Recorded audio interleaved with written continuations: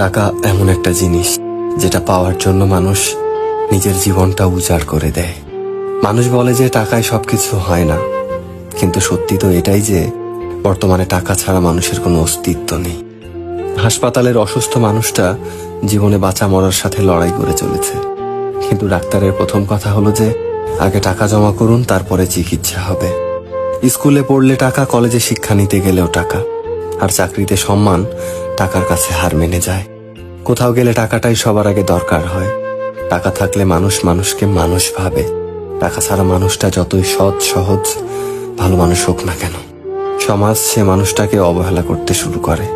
বাস্তবতা তো এটাই যে টাকা শুধু দরকারই হয় না, আজকাল মানুষের সব থেকে বেশি প্রয়োজনীয় জিনিস হয়ে উঠেছে। টাকা আছে সেই ঠিক, সেই সব থেকে সম্মানী ব্যক্তি এবং সম্মানের যোগ্য। আর যার কাছে টাকা নেই, তার সত্যিগুলোকেও খুব সহজে মিথ্যে বানিয়ে দেওয়া যায়।